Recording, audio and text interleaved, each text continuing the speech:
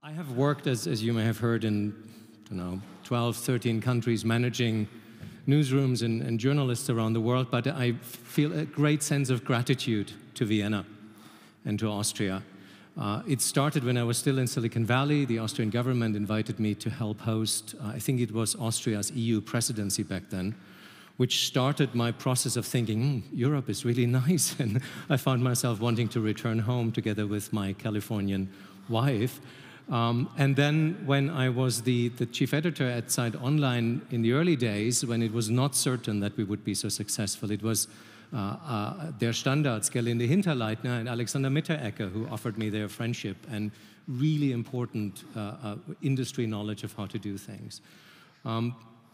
Later on, Andy Kaltenbrunner introduced me to Alan Rusbridger, and then at Condé Nast, when I moved over to Oxford and said, I really want to study climate journalism, I want to understand why this is so difficult to inform the public about this really pressing issue, and started to formulate my first assumptions and interviewed news organizations around the world. Again, it was someone from Austria. It was Anita Malli of ORF as the first national broadcaster of many more to come who said, this is important, can you come to Vienna, can we do a workshop together? And it really helped my understanding also enormously what is involved in driving this topic forward. Then at the Oxford Climate Journalism Network, where we now have trained about 500 journalists from 112 countries, already in the first cohort there was a young man called Gerhard Meyer. I don't know if you're here, Gerhard. There he is. And he went on and produced the ZIP Klimamagazin, which turned out to be one of the very first Saturday evening programs on climate of any national broadcaster in Europe. Now, Gerhard would have done that on his own and without the Oxford Climate Journalism Network, given that he's a brilliant innovator.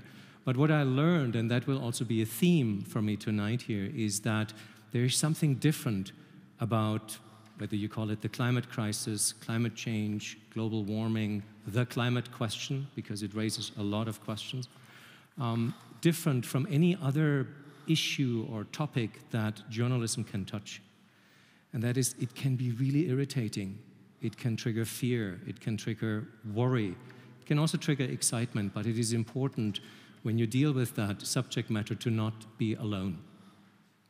And that sense of community is also why so many journalists across Europe in different, you could call them self-help networks, are now organizing themselves to share knowledge and to train each other on how to do this better and how to talk about the climate situation, to use another term, in a way that is not demoralizing and doesn't discourage listeners, readers, and viewers from engaging with it further.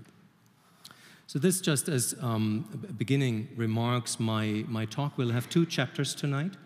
I will start with the issues I've identified in my research phase at Oxford, these challenges that news organizations around the world, by the way, not just in Europe, are struggling with.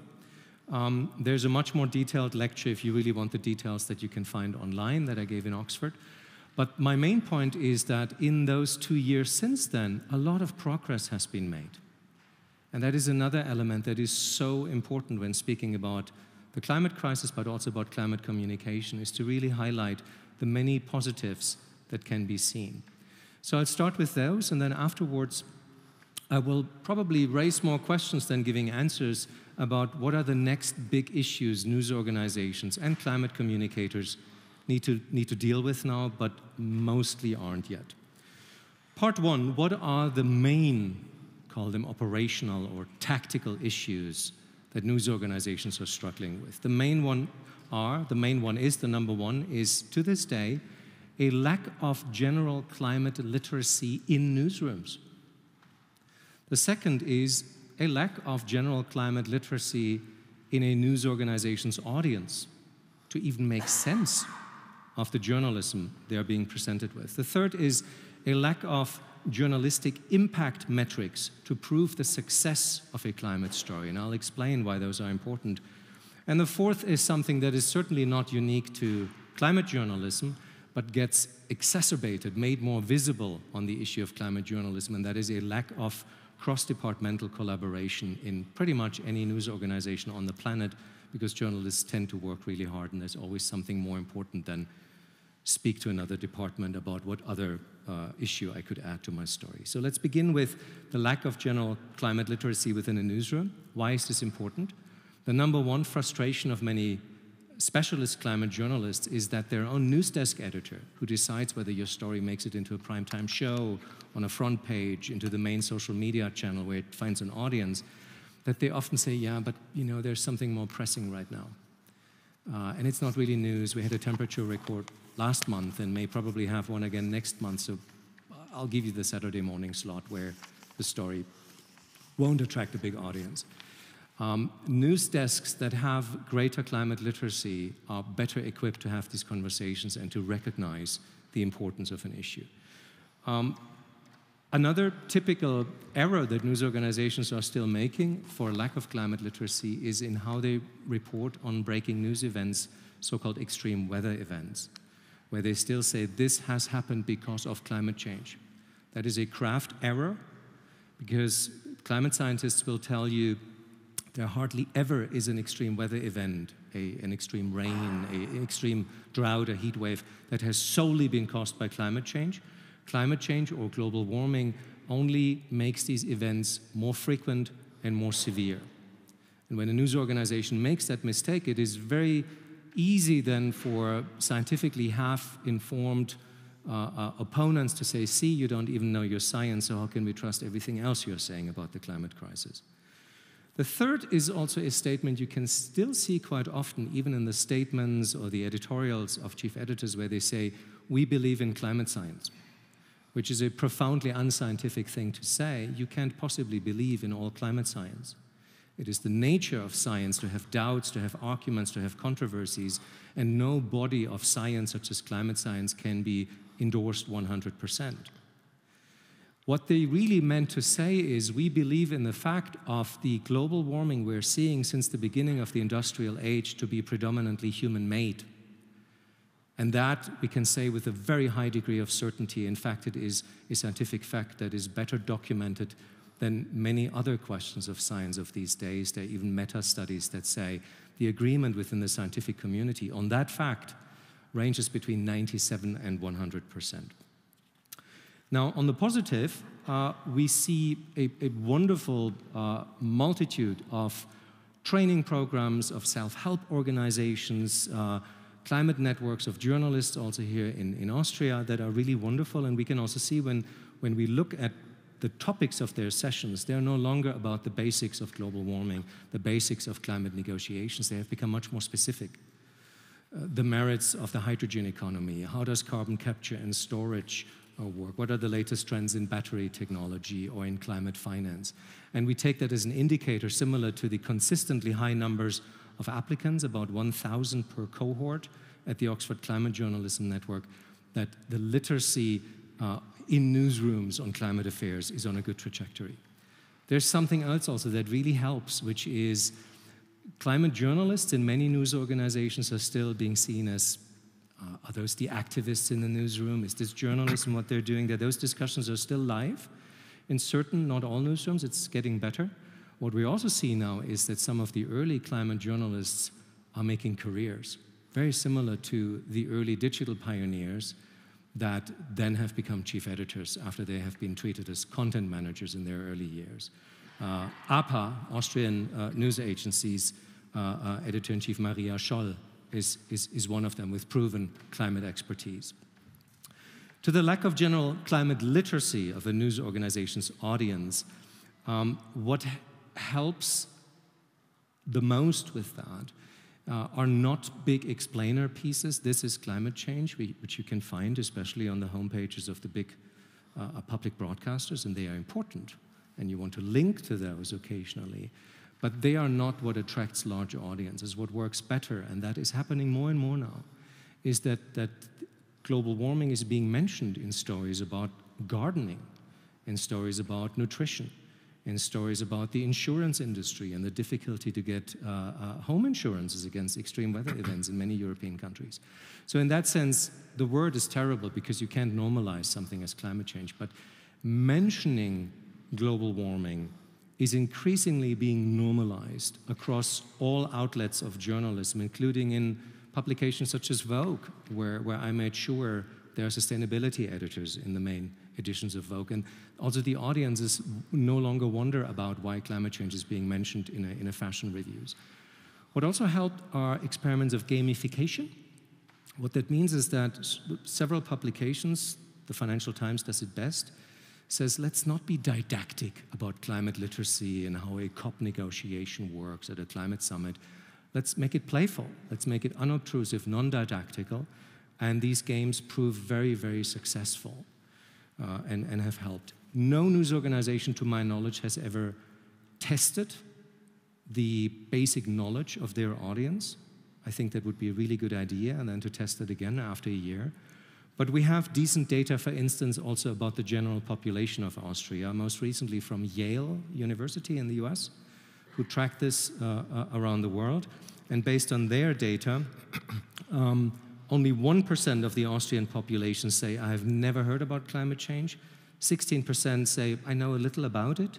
82% say they either know a lot or a moderate amount about climate change.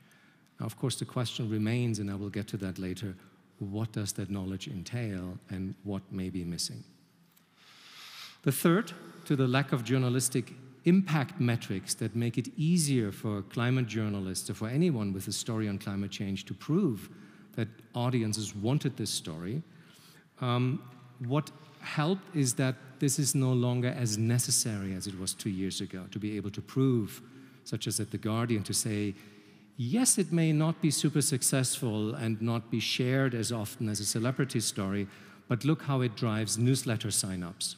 Look how it drives donations, which was the cause at The Guardian. Or at publications such as the Financial Times or Bloomberg Green, I was told that they noticed that it helps drive subscriptions.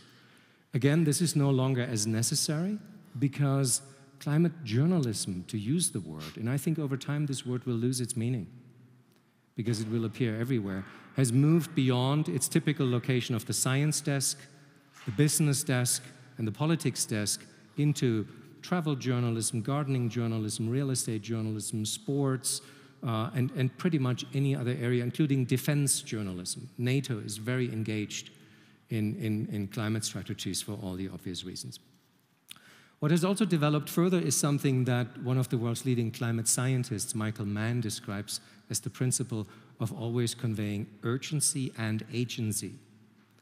What that means is, translated into German, Dringlichkeit and Handlungsfähigkeit, or Handlungsoptionen. That you never just convey the urgency of something, but also never only convey, oh, look, there's this lovely solution over here, this new solar technology, but you always try to convey them both. And this makes it psychologically much easier for us to deal also with the threat that these stories bring for our sense of stability. Very similar as to when I go to a doctor, and a doctor says, genetically, you have a tendency to develop problem X, Y, Z. If the doctor says, but here's what you can do in your nutrition, it is much easier for me to not walk away and try to forget what I just heard about my genetic disposition. What has helped probably more than anything that has happened in journalism, with the acceptance of more mention of climate issues in journalism, is how the industrial policy of the world's superpowers has changed. Keyword is what was called the American Climate Deal, or the American Green Deal. And there's a lesson in there for journalism that the American president never again uses the word Green Deal or climate bill. It's called the Inflation Reduction Act. And there's an Infrastructure and Jobs Act, and there's a Chips Security Act to make the US less dependent on Taiwanese and Chinese semiconductors. And in that bill are another $40 billion only for the chips that are needed in solar panels and windmills and smart energy grids. What has happened also since we launched the Oxford Climate Journalism Network is that climate is no longer an issue on the periphery that you can mention or not. Climate is now the stage, the pitch, the stadium in which a geopolitical competition has ensued over intellectual property, innovation, startups, companies, and talent. Climate is the defining topic and the decarbonization of our industries, of this new economy. And you even hear now young startup leaders speak of the new economy, and sometimes I wonder, do they even remember that there was another new economy when I was their age, which was the digital economy? That is how they think about what is happening, and of course, that changes also the interest of very centrist news organizations in the word climate. And just to illustrate that momentum, investments into renewables already represented 10% of global GDP growth in 2023. 10% coming almost out of nowhere. And this is also reflected in the job market already, and this since 2021, the clean energy sectors employ significantly more people than the fossil fuel industries, including oil, gas, and coal and mining. This is how important this sector already is. To the fourth obstacle of a lack of newsroom collaboration, this is an area that needs work. And to start with, a centralized climate desk is a good thing. There's nothing wrong with that.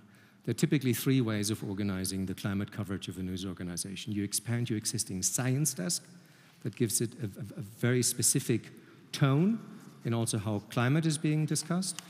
You set up a separate new climate desk that is more interdisciplinary, that can include psychologists, economists, medical experts, because climate is also a major health question. And the third is you do neither one of those two, but you make sure at the chief editor's level that in the editorial planning of all these different teams, climate is always being integrated or questioned as a possible dimension.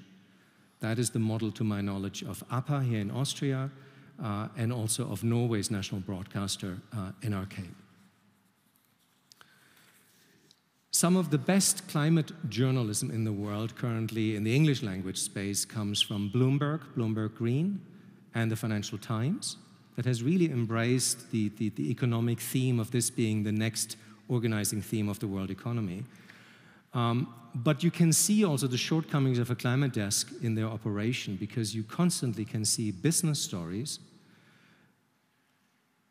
where the climate dimension is really missing. And this is not about adding activism or politics into a business story. This is about producing complete business journalism. To give you an example, there is an airline in India that has recently ordered 470 new passenger jets from Boeing and Airbus, one of the largest orders in aviation history.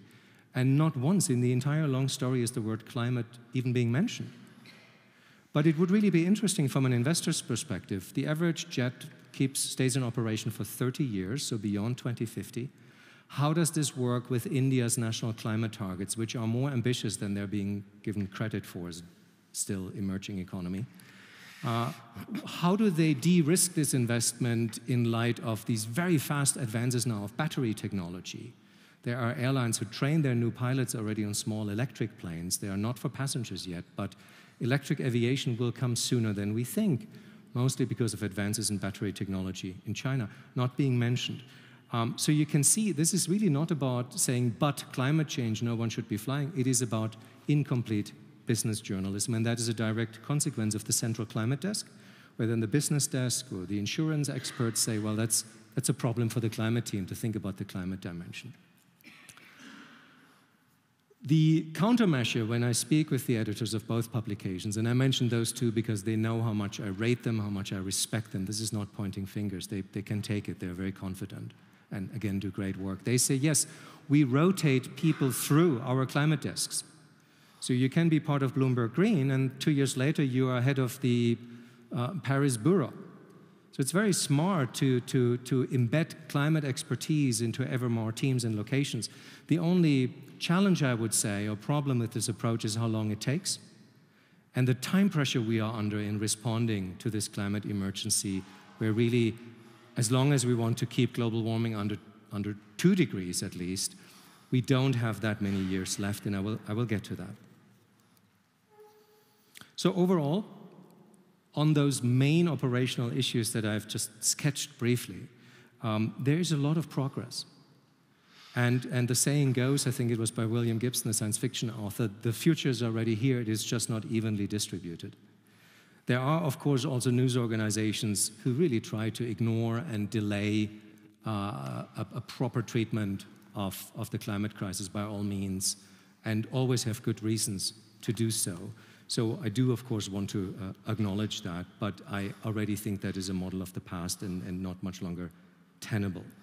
I also heard a US weather anchor, a weather journalist, say in a non-public workshop, I can't say his name, but said, "It is in my employment contract that I'm not allowed to mention the word climate change while I am on air." So that's only 2 years ago. So that, of course, that exists as well.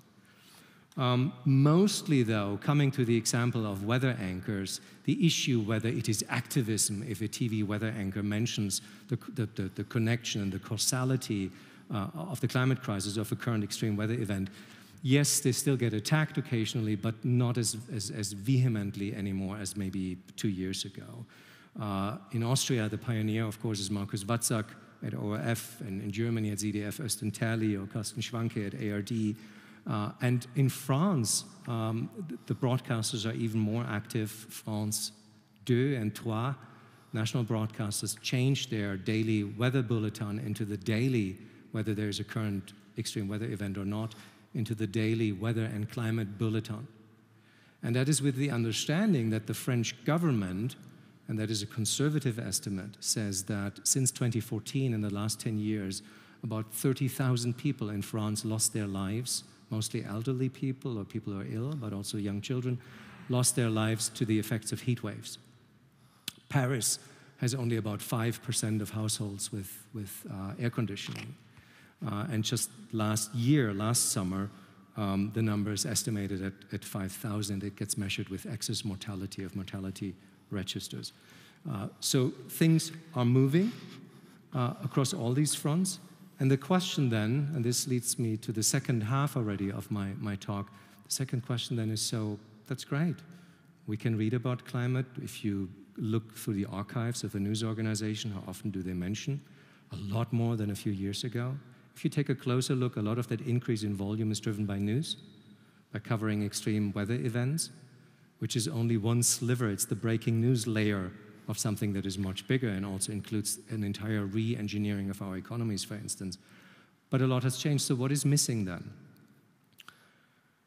Or to frame my question differently, not what is missing then, why is it that for those of you who have read maybe a book or two or more about different aspects of the climate question, or who work in the field professionally, why is it that when you look at the output even of your most favorite news organization, that it feels typically very insufficient? On some days for me also, and I have friends in so many of these publications that I think, do they operate in another world than the one I live in? Why does this feel so jarring? Why feel I more and more drawn to reading scientific papers and specialist publications just to not feel I'm too disconnected from what I'm seeing myself? Where does this perceived inadequacy and also frustration that is becoming more vociferous come from? And why is it that some of the world's leading climate scientists also say with a lot of confidence that this climate crisis we're in now is not only a result of market failure, of missing or wrong regulation, but also one of media failure? That is a very harsh criticism. Or describe it as a crisis of the imagination, positively as well as negatively, of what can happen. So let's take a step back. Is that even a fair criticism? I remember my frustration when I was a media manager. I felt all media journalism was insufficient and uninformed. So is this just that whenever you know something more, because it's your profession, that journalism, with its need to appeal to a general, a non-expert audience, must frustrate the expert? Or is there something different happening that has to do with this really unprecedented dimension of the climate question? I do not have scientifically sourced data on that question, but I can now draw from years of conversations with professionals in the so-called climate space. That means climate scientists, bankers, climate finance experts, climate diplomats, UN negotiators, climate policymakers, professional climate communicators like myself, chief sustainability officers and climate officers of some of the world's largest multinational companies, and of course hundreds of climate journalists. And there seem to be broadly three issues, or three, let's call them dimensions, to not make it another problem, to this perception they share of journalism's continued insufficiency and to their growing frustration with the news media.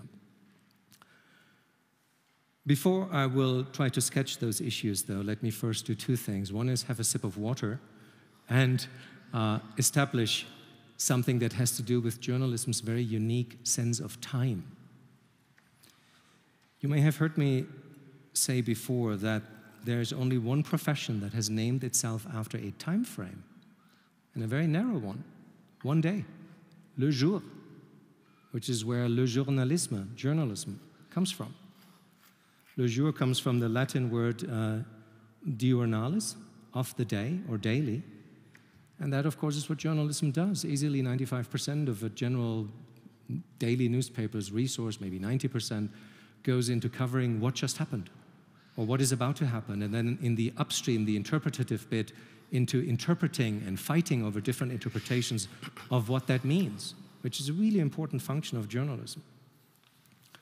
And of course, news organizations also look farther into the future, into the next cycle of an American presidency or a government, but typically, news organizations don't look farther ahead than maybe 5 to 6 years.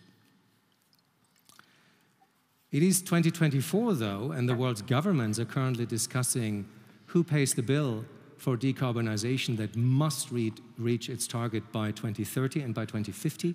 In the case of India and China, in the years 2060 and 2070, which is when these countries want to reach their respective net zero targets. Journalism's sense of time is simply not equipped for those time frames.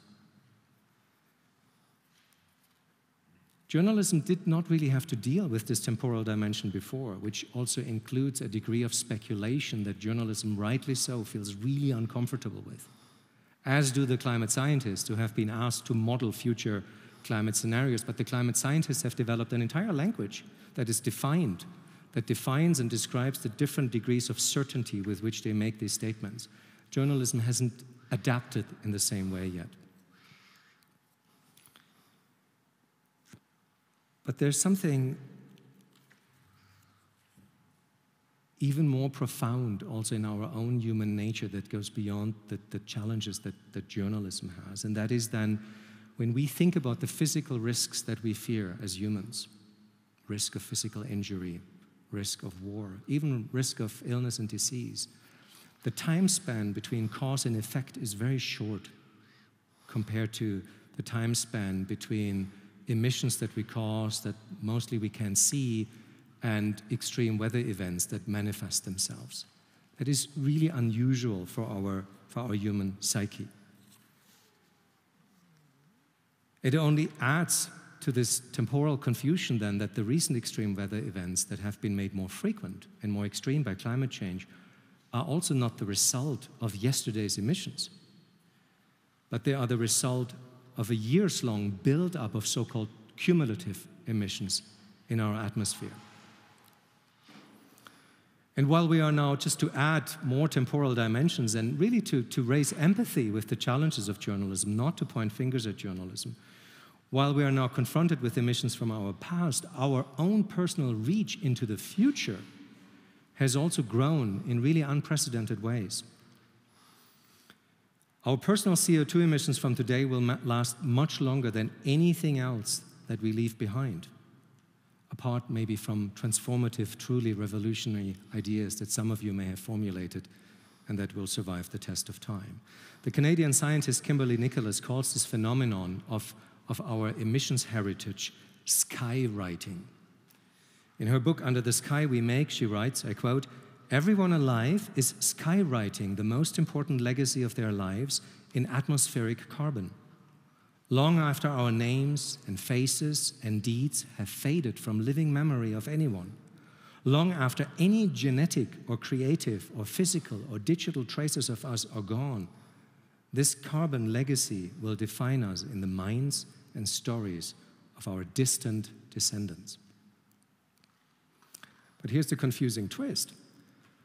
While climate change in all its extreme effects unfolds more slowly than the other physical challenges we face in our lives and makes our emissions reach tens of thousands of years into the future, that is how long some of the CO2 stays in the atmosphere, all of this also happens much faster on a geological timescale than any human being has ever experienced before.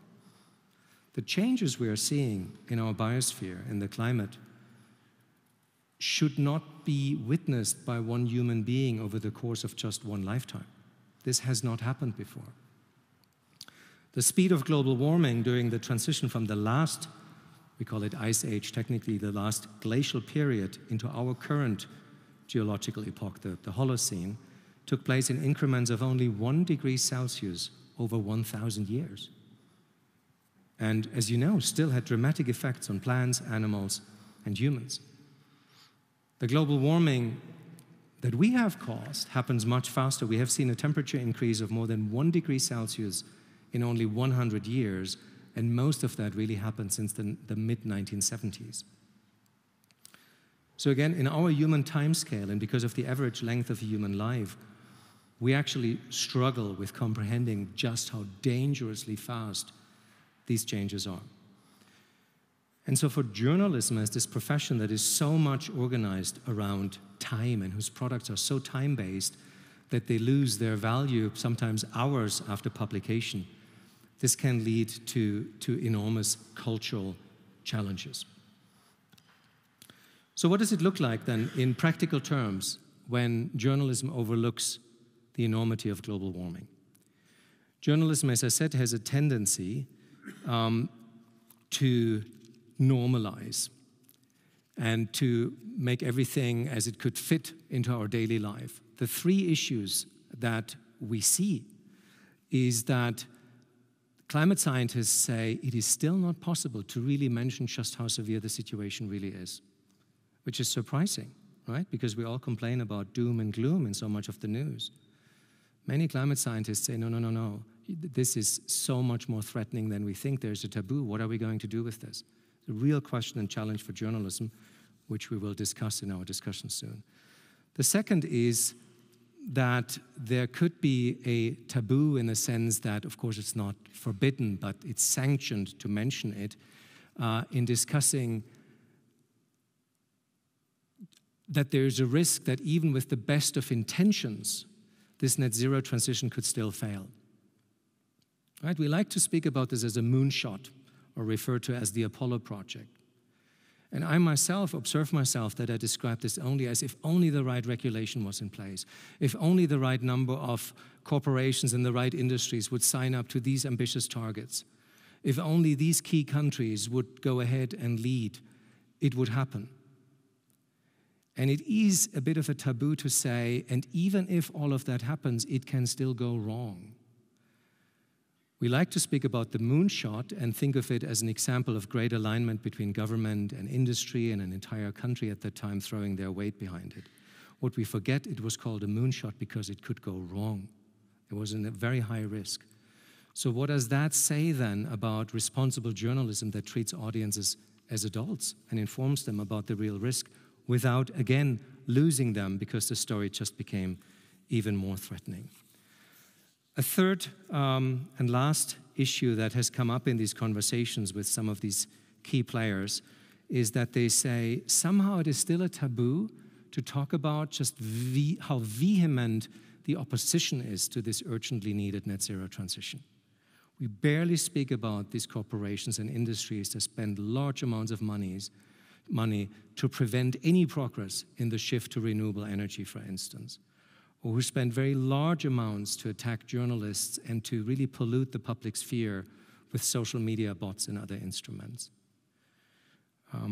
And that, of course, is also something that journalists are hesitant. It is already a controversial topic. There's a lot of anger and irritation. Why add more and say, and by the way, over here are the forces that want to make this even more difficult? From a journalistic perspective, though, I think this should be included a lot more. So in wrapping up, if I may give some unsolicited advice, if news organizations, and they do, of course, ask me, how should we think about this? I would say, first of all, try not to just leave it at that you mention due to climate change as your climate dimension to tick a checkbox. Make sure you don't accidentally normalize climate change as something that is now the new stable background. I remember this one story about French vineyards moving up into southern England, and wonderful stories about new wine tourism in England. But what the story forgot to mention is the Champagne in France was cultivating wine since Roman times. This will not be possible for another 1,000 years in the south of England because of everything we know about the climate scenarios and the weather scenarios for the south of England. So there's this tendency to want to evoke climate change as just one more factor we can now mention without also mentioning the enormous volatility it introduces. I would say don't shy away from also pointing out who benefits economically from delaying urgent climate action. Do not withhold solutions and thus hope from your audiences where these exist, but be intellectually honest about areas where solutions are still missing. And if you don't employ climate scientists, build institutional relationships with trusted climate scientific institutions that you can reliably ask for input. Don't leave your journalists alone. You can only train them so much. You need more climate scientific expertise in your newsroom. For regional publications, I would say, pick your spot. The fact that climate change affects everything and every topic also gives you the freedom to focus on just a few areas where your publication can shine and build its climate-specific authority and audience. And lastly, try to think ahead. Try to ask yourself, what is the climate journalism that in 20 years from now, I wish I had produced already in 2024? I will close with a quote by the Irish women's rights pioneer, Amy Carmichael, whose courage I find very inspiring. She said, "We will have eternity to celebrate victories, but only a few hours before sunset to win them." Thank you very much for your curiosity, and we all look forward to the questions you will have later tonight. Thank you.